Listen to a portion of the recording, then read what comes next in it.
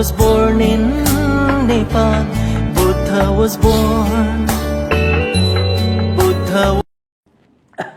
आजभन्दा 12 वर्ष अगाडि मैले पढेको कलेजमा एमए सेकेन्ड इयरमा यो पुस्तक थियो जसको नाम हिस्ट्री अफ नलेज हो र यो पुस्तकको 21औं पेजमा भगवान बुद्धको जन्म भारतमा भएको हो भनेर लेखिएको थियो। पुस्तकलाई तुरुन्तै कलेजबाट हटाउनु जरुरी छ।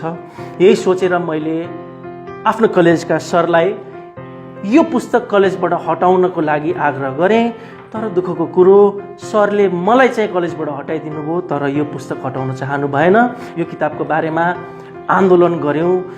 त्रिभुवन युनिभर्सिटी कीर्तिपुरदेखि लिएर शिक्षा मन्त्रालयदेखि लिएर विभिन्न ठाउँहरूमा गएर हामीले आवाज उठायौं र अन्ततः मलाई कलेजबाट रेस्ट्रिकेट गरेको 6 महिनापछि बाध्य भएर कलेजले यो पुस्तकलाई आफ्नो पाठ्यक्रमबाट हटायो। यसरी पहिलो पटक मलाई भगवान बुद्धको जन्म भारतमा भएको यस्तो गलत पुस्तक नेपालमै पढाइ हुँदो रहेछ भन्ने मलाई आभास भयो आजभन्दा 12 वर्ष अगाडि। हेर्नुस्, यो पुस्तकको एउटा कभर हो जसमा लेखिएको छ Buddha was Indian not Nepali, अर्थात् भगवान बुद्ध भारतीय हुनुहुन्छ, नेपाली हुनुहुन्न। उहाँको जन्म भारतमा भएको हो। र दोस्रो पुस्तक छ हामीसँग खुल्लम खुल्ला, Buddha was born in Sri Lanka, अर्थात् भगवान बुद्धको जन्म श्रीलङ्कामा भएको हो। र त्यति मात्रैले पनि पुगेन, तेस्रो पुस्तक छ मसँग, अथवा चाहिँ मैले यो यसमा लेखिएको पुस्तक पढ्न सक्नुहुन्छ तपाईँले, Buddha was born in Thailand, अथवा भगवान बुद्धको जन्म थाइल्यान्डमा भएको हो।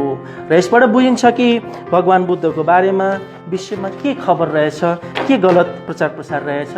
तपाईँलाई मैले देखाएँ यो 3टा पुस्तक मात्रै, तर होइन, मसँग मैले कमसेकम 500 वटा यस्ता भ्रम फैलाउने पुस्तकहरू कलेक्सन गरेको छु। I want to ask you, where was Buddha born?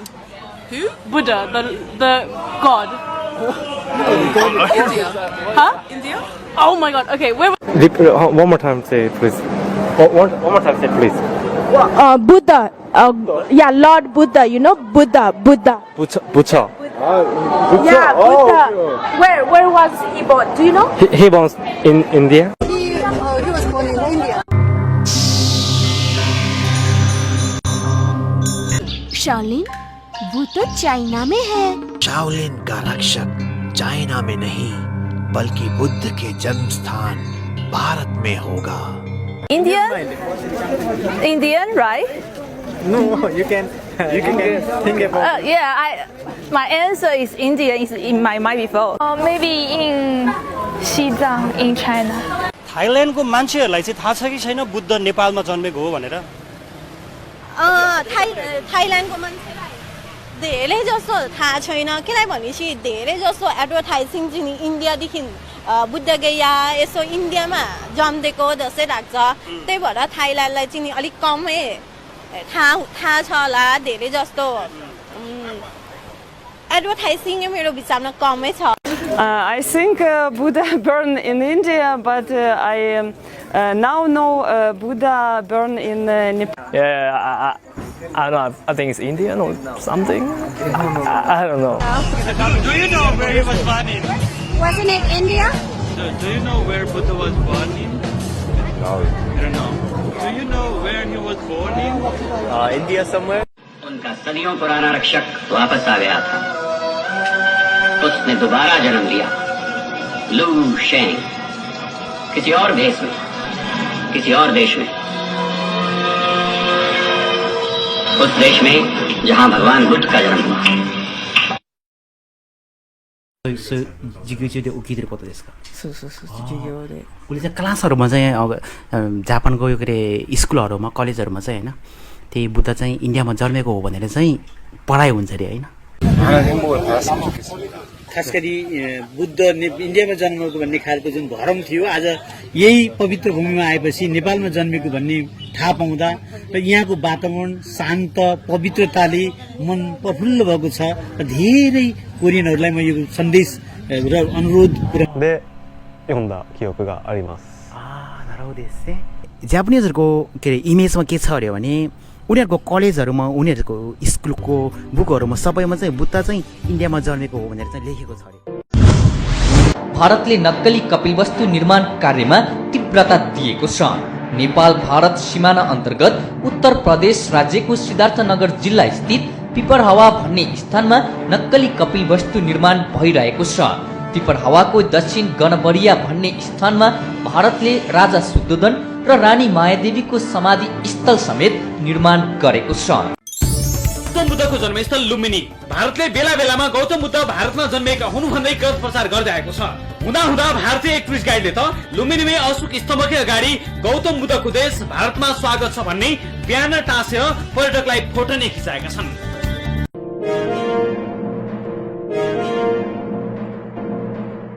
Rally हो, त्यसैगरी यसमा चाहिँ जुन प्रकारले जी टेलिभिजनबाट जी टिभीबाट भगवान बुद्ध चाहिँ भारतमा जन्मेका हुन् भन्ने किसिमको एउटा गलत समाचार आयो। Zee TV's upcoming show Buddha, which is based on the life of Lord Buddha. क्योंकि बुद्ध का जन्म यहाँ हुआ था, बुद्ध धर्म का प्रसार सबसे पहले यहाँ हुआ था। We are very fortunate that Buddha was born in this country.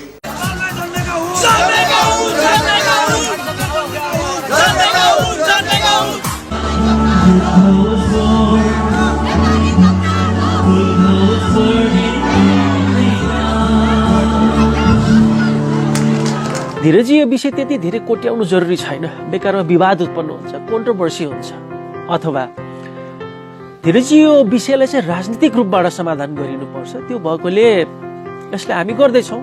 अथवा होइन, कुरा हुँदैछ, यो अब हामी छलफल गरेर एउटा निष्कर्षमा पुग्छौँ। हजुर, यस्ता प्रतिक्रियाहरू नै मैले करिब आफ्नो 12 वर्षको यो अभियानमा पाएँ। मैले थुप्रै मन्त्रीज्यूहरू, थुप्रै सचिवज्यूहरू, त्यस्तै थुप्रै हाकिम साहबहरूसँग चाहिँ यो बुद्धको भ्रम चिर्ने अभियानको बारेमा कुरा गर्दा उहाँहरूले व्यक्ति फरक हुने तर प्रतिक्रिया मोटामोटी यो 3टा नै आउने। यसबाट मैले स्पष्ट के थाहा पाएँ भने यो समस्याको समाधान नेपाल सरकारबाट हुँदैन, अथवा हुन्छ तर धेरै पछि हुन्छ जतिखेर हामीलाई धेरै क्षति भइसकेको हुन्छ।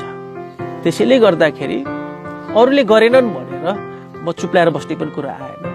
त्यही भएर एक्लै भए पनि आफ्नो ठाउँबाट म आफ्नो प्रयास अगाडि बढाउँछु भन्ने हेतुले यो भनौँ न अब आजसम्म 12 वर्षको यो अभियान मैले तय गरेँ, तर अभियान जारी नै छ।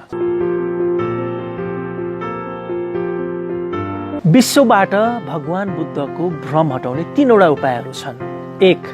विदेशमा जहाँ जहाँ भ्रम छ त्यही गएर सच्याउँ। बुद्ध नेपाल अर्थात् अहिले मैले भर्खरै नर्वेजियन भाषामा नर्वेको यो ऐतिहासिक ठाउँबाट भने Buddha was born in Nepal. Buddha Nepal. फेरि एकचोटि म यो फ्रेन्च भाषामा भन्दैछु, बुद्ध नेपाल अर्थात् Buddha was born in Nepal. हजुर, yes, Lord Buddha was not born in India. He was born in my Nepal.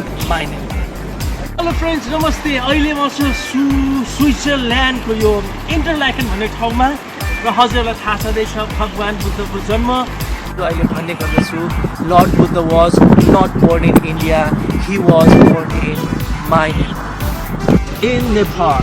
फेरि एकचोटि बुद्ध इन नेपाल अर्थात् Lord Buddha was born in Nepal. हजुर, म अहिले छु डेनमार्कको यस कोपनहेगनमा र हजुरलाई थाहा छँदैछ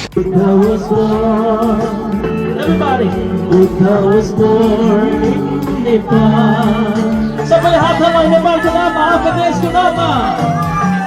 धन्यवाद। पर्यटक पाहुना मात्र होइनन्, सद्भावदूत पनि हुन्। सत्य तथ्य बुझाउन सकेमा उनीहरूले नै चिर्नेछन् बुद्धको भ्रम। हजुर, नेपालका पर्यटकीय स्थलहरूमा स्टिकर अनि होर्डिङ बोर्ड मार्फत उहाँहरूलाई सत्य तथ्य बुझाउन सकेमा भगवान बुद्धको भ्रम संसारबाट चिरिन सक्छ।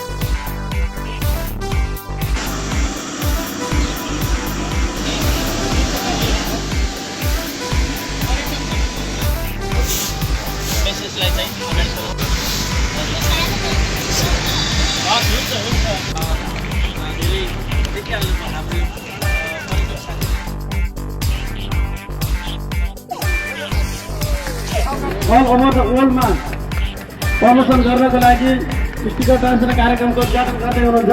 कृपया सम्पूर्णले ताली बजाएर सहयोग गरिदिनु अनुरोध गर्दछौँ। Thank you.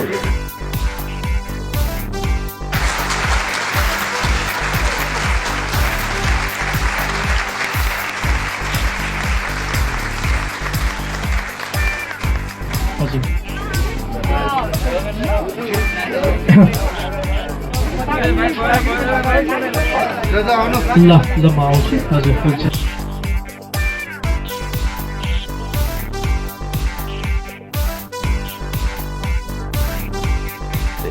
आउने पर्यटकले सिधै देख्न सकोस्, किनभने मेन पर्यटकीय ठाउँ यही नै हो।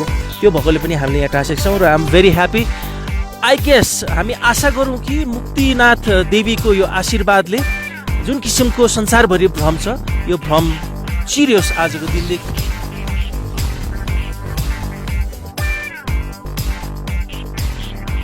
राष्ट्र सङ्घमा विशेष गरी संयुक्त राष्ट्रसङ्घको यो परिसरमा चाहिँ वैशाख महिनामा भगवान् बुद्धको जन्म भएको त्यो दिनलाई अवसरमा पारेर चाहिँ यो 30 फिट लामो यो 10 मिटर लामो चाहिँ यो आर्टलाई चाहिँ त्यहाँ म प्रदर्शन गर्नेछु र त्यस मार्फत चाहिँ संसारलाई यो भ्रम चिर्नको लागि आग्रह गर्नेछु।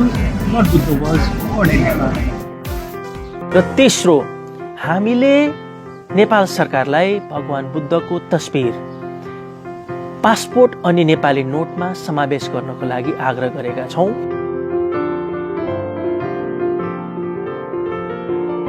त्यसो भएमा हामीले सजिलैसँग विदेश जाँदा अथवा विदेशीहरूलाई भगवान् बुद्धको जन्म नेपालमै भएको हो भनेर ग्यारेन्टीका साथ कन्भिन्स गराउन सक्छौँ। नमस्ते, म पारस खड्का, नेपाली राष्ट्रिय क्रिकेट टिमको क्याप्टेन। भगवान गौतम बुद्ध नेपालमा जन्मिएको हो भन्ने क्याम्पेनमा लागि। नमस्कार, म सीताराम कटेल धुर्मुस।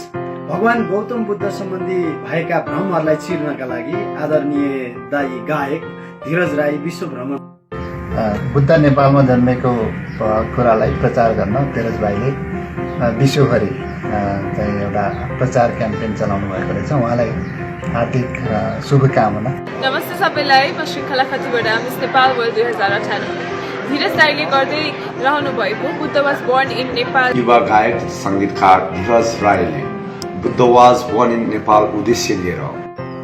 मेरो नाम महावीर पुन हो, म राष्ट्रिय आविष्कार केन्द्रको अध्यक्ष हुँ। धीरज राई भाइले बुद्ध नेपालमा जन्मेको भन्ने अभियान हुनुहुन्छ ग्लोबल मिसन लिएर र उहाँलाई म मेरो शुभकामना दिन्छु। नमस्ते, म दयाङ राई। गायक दाजु धीरज राईले भगवान् बुद्ध नेपालमै जन्म धीरज राईजीले चाहिँ Buddha was born in Nepal भन्ने एउटा सञ्चालन गर्नुभएको छ। आजभन्दा 123 वर्ष अगाडि जर्मनका एकजना विद्वान डाक्टर फ्युररले भगवान् बुद्धको जन्म लुम्बिनी, नेपालको तराई अर्थात् लुम्बिनीमा भएको भन्ने कुरा उत्खनन गरेर संसारलाई पहिलो पटक चिनाइदिनु भयो र डाक्टर फ्युररलाई तत्कालीन ब्रिटिस सरकारले नै बोलाएको थियो। भगवान् बुद्धको सही प्रमाण फेला पर्यो र यतिखेर एउटा अत्यन्त दुर्भाग्यपूर्ण घटना घट्यो जो अत्यन्त हाम्रो लागि भ्रम फैलाउने प्रमुख कारण हुन पुग्यो। दुःखको कुरो र अत्यन्त संवेदनशील कुरो यही नै हो। डाक्टर फ्युररले निकाल्नु भएको यो पुस्तक 1 वर्ष पछाडि नै ब्रिटिस सरकारले किन हो उहाँलाई मैले लेखेको सबै पुस्तकहरू गलत हो भनेर भन्न लगाइयो र डाक्टर फ्युररलाई आफ्नो देशमा पठाइयो। उहाँ जहाँ जर्मनमा हुनुहुन्थ्यो। पुस्तक जसमा भगवान् बुद्धको जन्म नेपालमा भएको भन्ने कुरा लेखिएको थियो। अब यो पुस्तक तत्कालीन ब्रिटिस सरकारले सबै आफ्नो कब्जामा लियो। लाखौं लाख पुस्तकहरू नष्ट गरिए र कहानीको सबैभन्दा डरलाग्दो छेड यही नै हो। र त्यसपछि 100 वर्षसम्म हाम्रो देशमा राणा शासन कायम थियो र सबैभन्दा पोइन्ट याद गर्नुहोला, सबैभन्दा मुख्य पोइन्ट राणाहरूले आफ्नो 100 वर्ष कालमा भगवान बुद्धको जन्म नेपालमा भएको भन्ने कुरा राज्यको स्रोत साधनद्वारा कुनै पनि त्यस्ता किताबहरू त्यस्ता प्रचार प्रसार गर्ने काम गरेनन्। किन गरेनन् यो त उहाँहरूलाई थाहा होला। तर 100 वर्षसम्म नेपालका राणाहरूले भगवान बुद्धको जन्म नेपालमा भएको भन्ने प्रचार प्रसार नगरेको त्यो फाइदा कसलाई पुग्यो? ती फाइदाहरू त्यो 100 वर्षसम्ममा भगवान बुद्धको जन्म नेपालमा भन्नुको सट्टा यस्ता पुस्तकहरू 100 वर्षसम्म लाखौं संख्यामा लेखिन गए, जसले गर्दाखेरि संसारमा भ्रम तयार भयो। 100 वर्षसम्ममा विश्वभरिका बाजे पुस्ताले पनि यही पढे, नाति पुस्ताले पनि यही पढे, छोरा पुस्ताले पनि यही पढे र अहिले पनि पनाती पुस्ताले पनि भगवान बुद्धको जन्म भारतमा भएको, श्रीलङ्कामा भएको अथवा थाइल्यान्ड भएको भन्ने कुरा पढिरहेका छन्। कुरो कुनै धर्म या जाति विशेषको हुँदै होइन, कुरो राष्ट्रियता अनि राष्ट्रिय पहिचानको हो।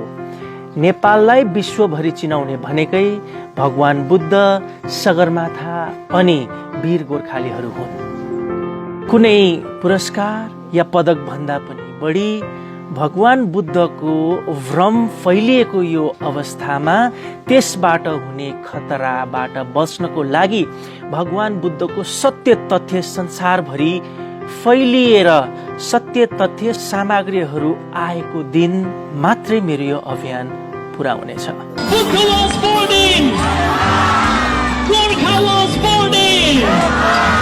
Mount Everest is in. Buddha was born in Nepal. Buddha was born